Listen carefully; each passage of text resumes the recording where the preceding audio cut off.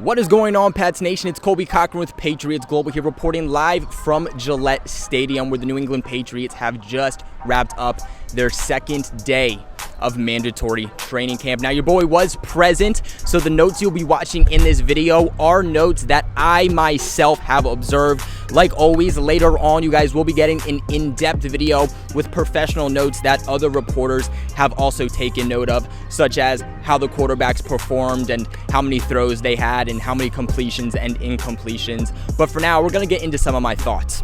Overall, this was a pretty good day. It was a very good day weather-wise for the team. Not too hot, just right. But the team definitely did look sloppy at times. We're going to get into that. A lot of false starts, a lot of guys having to run laps today.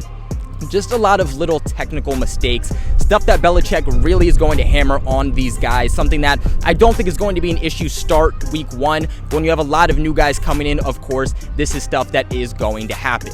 Now, something that we are seeing with the Patriots early on, this is something that I thought we would see, but maybe not until maybe like a day three, is the Patriots already soaking the ball in water. This is something Belichick loves to do for, as we know, situational football.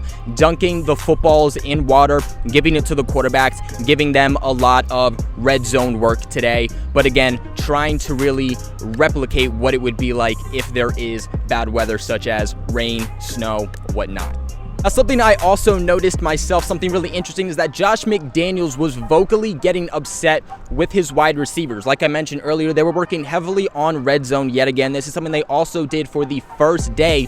So something that they're really trying to get going with this offense is not just the running game, but more so the passing offense in the red zone. Something that's been a struggle for the Patriots over the last couple of seasons, but was really hammering on these receivers for clumping together, making sure that they know they need to spread out.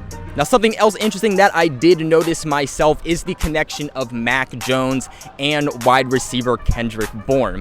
Now, Kendrick Bourne did have a nice touchdown catch from Mac Jones earlier on today, which did result in them, of course, coming back together and doing their signature handshake. Now, something really interesting that I was not expecting to see just day two of training camp was the Patriots already working on trick plays. That was a big thing that the team was doing today, such as a scene Cam Newton throwing to Jacoby Myers, then Jacoby Myers throwing back to Cam Newton. I do have videos of this, so you will be seeing that on my channel. But them also doing that same thing with Mac Jones, but slightly different. Mac Jones going to Jacoby Myers, and then Jacoby Myers throwing downfield to James White. Really looks like that is something that we will continue to see with the Patriots in the 2021 season.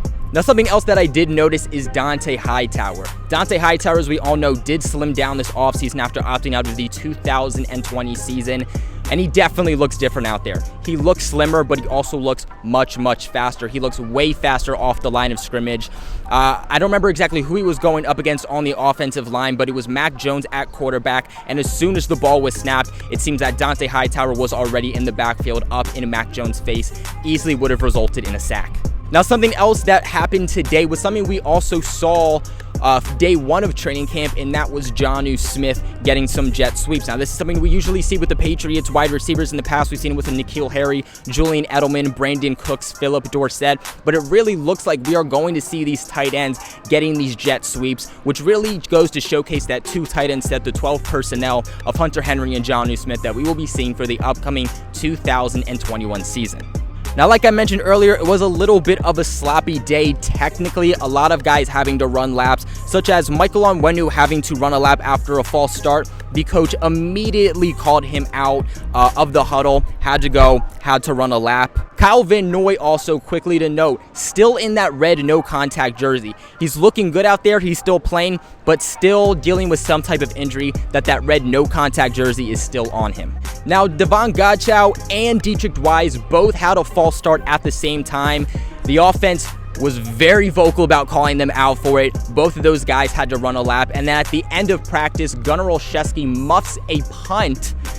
He also has to run a lap to end practice. Overall, a good day of practice, but like I said, came down to that technical stuff that the team really has to work out on, but something that definitely isn't a worry for me going forward. I will be back here at Gillette Stadium tomorrow giving you guys all the coverage, and like always, I will be giving you guys more in-depth coverage following this video with more notes that was given by the media, along with the video from day one that has not been posted yet. But like always, I appreciate you guys for watching. I'm Colby Cochran with Patriots Global, and I'll catch you in the next one.